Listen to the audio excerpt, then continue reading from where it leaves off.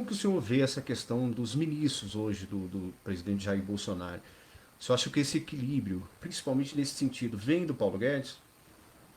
Bem, o ministro Paulo Guedes, para quem lia os textos do grande economista, um dos maiores, dos nomes mais inteligentes da história desse país, Roberto Campos, foi a história do milagre econômico no regime militar. Ele já falava lá daquele jovem economista da época, Paulo Guedes, que tem sido uma grande âncora desse modelo econômico aí, do projeto do governo.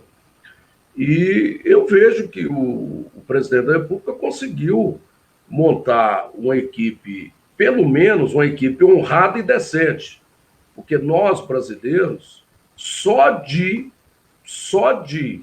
constatarmos que existe gente honrada e gente decente agora no governo, que não há roubalheira, não há cambalache, que não há corrupção, temos aí um grande mineiro, o general Braga Neto, chefiando lá.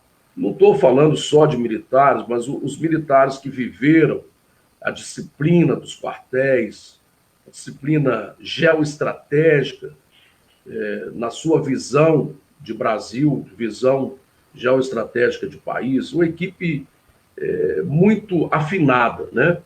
Por exemplo, agora mesmo essa tecnologia da inteligência militar está sendo capaz de o Brasil avançar na produção até mesmo desse remédio, aí, desse medicamento que combate o coronavírus, né, a base da cloroquina. Quer dizer, onde há estratégia militar, inteligência militar, ações planejadas de governo, isso tende a ser mais eficaz, mais eficiente. Agora, isso são militares da reserva, né? As Forças Armadas, elas estão exercendo um papel muito importante nesse momento, daquele papel institucional de guardiãs da Constituição. As Forças Armadas hoje são guardiãs da Constituição. As próprias Forças Armadas não estão envolvendo em ações diretas com o governo. Elas são, aliás, o grande fiel da balança desse Estado Democrático de Direito, grande fiel da balança, são as Forças Armadas desse país, que sabem que elas só irão ser chamadas num caso de extremo de restauração da ordem constitucional vigente. Ninguém quer nesse país tumulto, anarquia, não podemos nem pensar num ódio exagerado que levaria, por exemplo, a uma guerra civil, nada disso. Por enquanto, nem mesmo os dois instrumentos que o presidente da República tem em mãos, seria o Estado de Defesa Nacional e a intervenção em estados e municípios. Isso não foi ainda... o Executivo não lançou mão desses dois dispositivos que são da competência do próprio presidente da República. Só o estado de sítio que dependeria do Congresso Nacional, né? Eu sou legalista, eu sou, e repito, o meu bordão predileto, e estou muito feliz que o presidente Bolsonaro está adotando. Fora da Constituição, não há salvação. E gostaria muito que o presidente continuasse firme, ouvindo gente honrada e decente do governo. Porque o presidente ele tem praticamente 30% dessa camada popular, não é uma maioria absoluta, mas ele tem no mínimo de 30% a 35% de seguidores fiéis que estão dispostos a tudo para mantê-lo aí no poder, tanto que estão nas ruas fazendo carreatas. Então, eu entendo que o presidente ele nem precisa de cair nesse conto da sereia, nesse canto mavioso da sereia, da turma do Centrão. Que essa turma do Centrão, presidente, é perigosa. Esse povo depois vai querer até mesmo engabelar o próprio presidente da República. E o presidente Jair Bolsonaro, que está sendo aconselhado por gente muito boa, principalmente não só Paulo Guedes, mas também pessoas da área militar, hoje militares da reserva, que estão colaborando como auxiliares do governo, eles sabem que é um risco muito grande fazer o pacto com o Centrão. O pacto com o Centrão é como o romance do grande escritor dos maiores do mundo, Goethe, que fez o pacto com o diabo, né, na sua obra O Fausto. Né? Então, não queremos entendemos que o presidente não precisa se aliar a esse Centrão, que o preço dessa conta é muito alto. E essa pressão popular fará com que a Câmara dos Deputados, que o Congresso Nacional possa ter, no mínimo, responsabilidade com o país e vote as matérias que o país precisa. Pelo menos agora, das ações do coronavírus, a coisa está tocando. Eu só lamentei que derrubaram a questão do fundão eleitoral, não quiseram trazer o dinheiro para as ações do coronavírus. Né? Isso aí é deplorável, realmente. O senhor era um defensor, né, dessas atitudes. Isso. Agora, o presidente da República, Eduardo, ele sabe que não é diferente. Desde que a República foi implantada em 1889, e é até interessante que as revoluções no Brasil elas ocorrem sem derramamento de sangue. Né? Inclusive, o Lacerda, ironicamente, dizia que, como nos casamentos da França, as revoluções do Brasil não têm derramamento de sangue. Né? Então, foi o Deodoro desembaiou a espada, lá no Largo do Paço, no Rio de Janeiro. Em Minas Gerais, aqui em 64, o general Olímpio Mourão, general Guedes, os tanques vieram e as tropas que iriam lutar aderiram aos militares, né, contra as forças do governo João Goulart. Então, pelo menos o Brasil não é um país ainda que, a não ser na Guerra do Paraguai, lá no tempo do Império ainda, não tivemos aqui um derramamento de sangue, irmãos lutando contra irmãos. Então, o que eu prego é o equilíbrio nesse momento. O grande mineiro Gustavo Capanema dizia, e eu espero que o presidente da República também esteja nesse eixo de ação, a posição de centro é a posição do equilíbrio. E o equilíbrio é a posição do espírito. Então, quando você tem o equilíbrio, você tem a posição de centro e a posição do espírito. E que hoje nós sentimos, doutor Mauro, é que vamos imaginar que estamos diante de uma passarela, de uma pinguela, nós estamos ali na ponta para atravessar, atrás todos os problemas, como a Covid-19, o coronavírus, que vem esse avalanche de problemas em nossa direção, e do outro lado, o que nós temos são os objetivos, os nossos prazeres, os nossos sonhos, só que essa pinguela está cada vez mais fechando, e é só com equilíbrio que nós vamos conseguir passar para o outro lado. Então, uma colocação excelente, parabéns. Eu penso aqui, como todos que estão assistindo, que a nossa vontade é ficar aqui muito, muito tempo te ouvindo, porque a gente aprende muito com seu conhecimento. Eu costumo dizer, e gosto de destacar isso principalmente em público, que o senhor é uma reserva intelectual, e nós temos a honra de recebê-lo aqui nessa live, abrindo esse trabalho, mas o nosso tempo está fechando. Antes, eu quero só jogar um comentário aqui, rapidinho, a Daniane Sabino.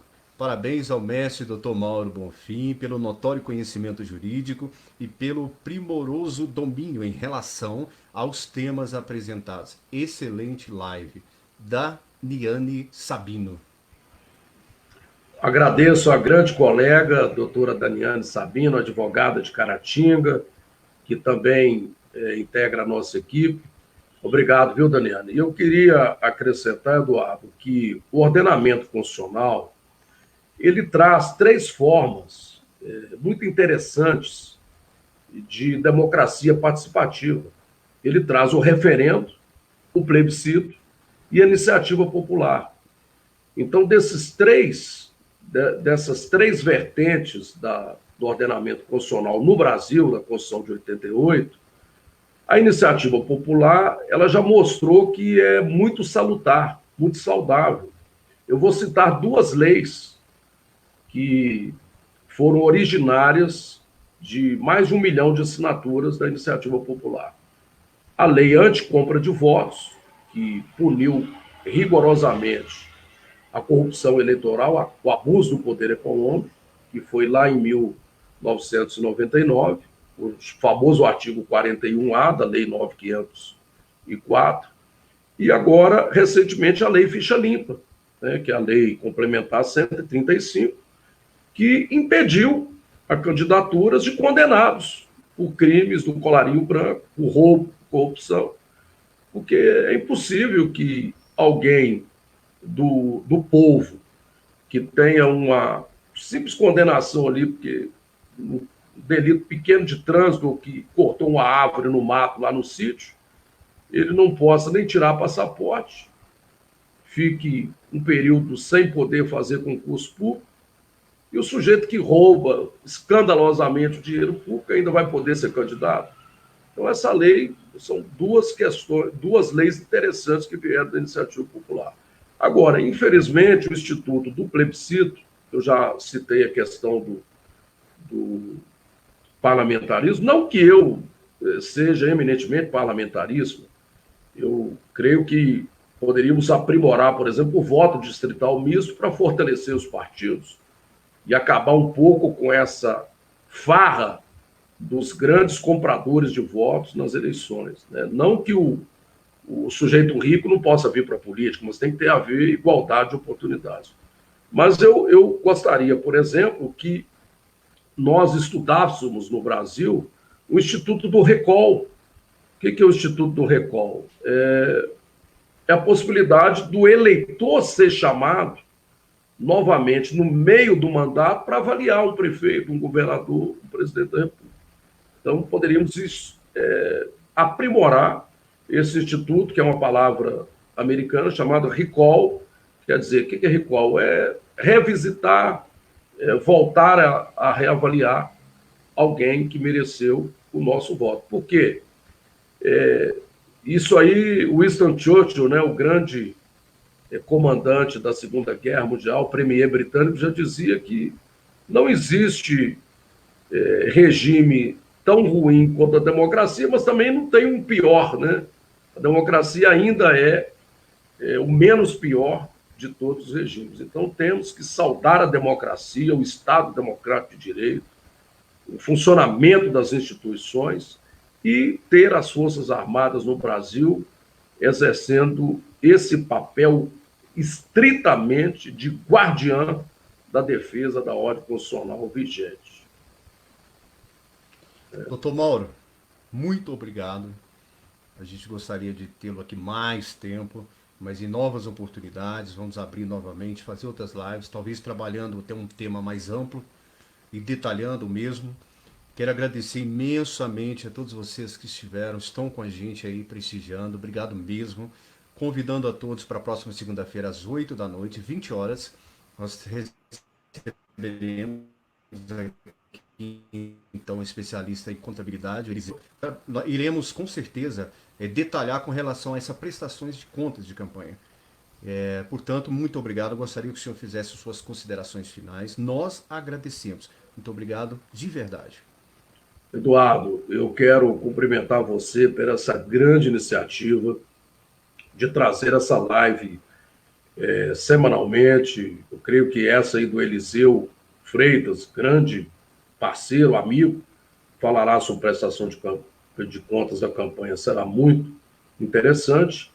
E parabéns, continue nessa trilha de transformar esse canal, né, o canal do debate das ideias, no momento, Eduardo, que cada vez mais nós estamos nos reinventando, né, no nosso relacionamento. Por exemplo, essa pandemia, o isolamento social, nos faz voltar para esse mundo da reflexão, enfim.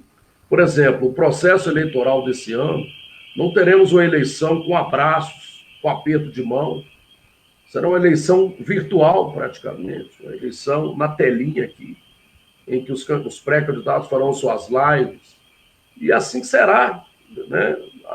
Tudo ditado por aquele lá do alto, Pai Celestial, Criador de todas as coisas e que tem a perfeição, né? Então, parabéns a você Muito obrigado. E todos os internautas que puderam acompanhar, apesar de ser temas muito áridos, muito às vezes difíceis de serem assimilados, nós tenho certeza que contribuímos para uma reflexão sobre esse momento da vida nacional.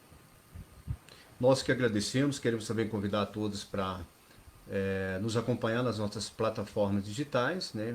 Apresentador Eduardo, padrão, tanto no YouTube quanto no Instagram, no Facebook. Eu gostaria que o senhor deixasse também aqui seus endereços para as pessoas acompanharem. Pois não, a minha página está aí, @Dr. Mauro Bonfim, né? No Insta, no Face, e estamos abertos aí para responder questões, perguntas e um debate permanente com os internautas.